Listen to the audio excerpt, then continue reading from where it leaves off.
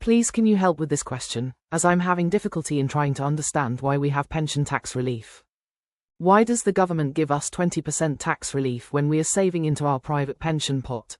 But then when we get to retirement age, some of us will have a full state pension, which at present is just under £12,000 per year.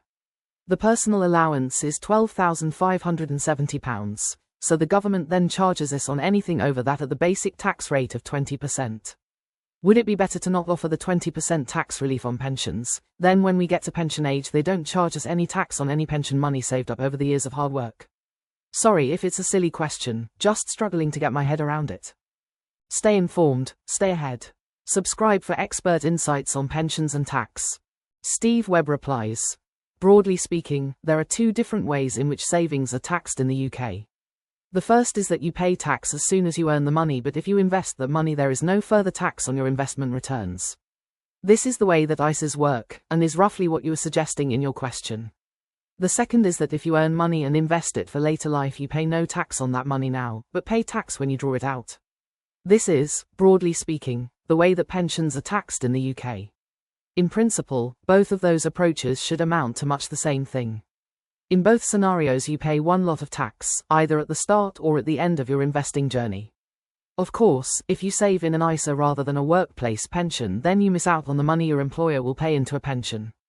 But, even ignoring the employer contribution, there are a couple of respects in which the way pension tax works is more favourable than the tax treatment of an ISA. The first is that 25% of any pension pot can generally be taken free of income tax. This means that you pay into a pension free of a tax, pay no tax on the investment returns within the pension, and then get a quarter back tax-free. This is clearly a very favourable tax treatment, and much more favourable than a world where you simply pay tax once at the start and then nothing further. The second potential advantage of the pension approach is that you get tax relief at your marginal rate of tax on the way in, and in many cases this will be higher than your tax rate in retirement when you take the money out. Secure your future with smart pension and tax advice. Subscribe today. Suppose, for example, that you put £100 gross into a pension while you were of working age, and suppose that you are a higher rate taxpayer. The cost to you of making this contribution is just £60 because the other £40 is the tax break on your gross contribution. But suppose that in retirement you are a basic rate taxpayer. When you take the money out again, you would only have a tax bill of £20 on the original £100, ignoring investment growth in the meantime.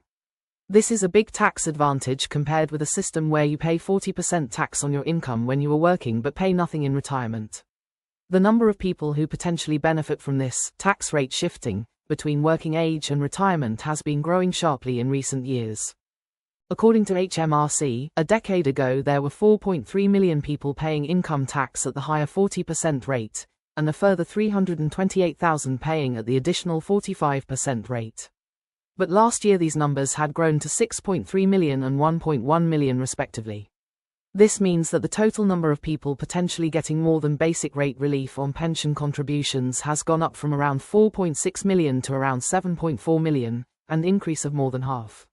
A small number of these people will still be higher rate taxpayers in retirement and may not benefit from rate shifting, but the vast majority of pensioners who pay tax do so at the basic rate.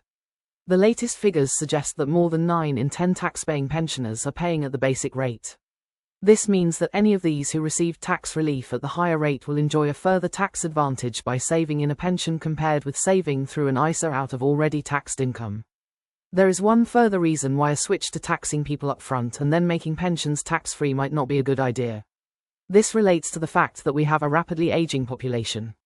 In years to come we will need to find a lot of tax pay for the promises we are making to tomorrow's retirees, whether in the form of state pensions, unfunded public service pensions, or simply delivering the health and social care which they need. Your financial well-being starts here. Subscribe for trusted guidance on pensions and tax. If a chancellor chose to switch pensions tax rounds so that all the taxation happened at the start, this would be great news for today's politicians, and former Chancellor George Osborne had a good look at this idea in 2016.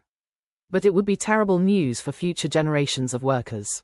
In this scenario, tomorrow's retirees would be paying no tax, but making heavy calls on public services, leading to an even higher tax burden on tomorrow's workers.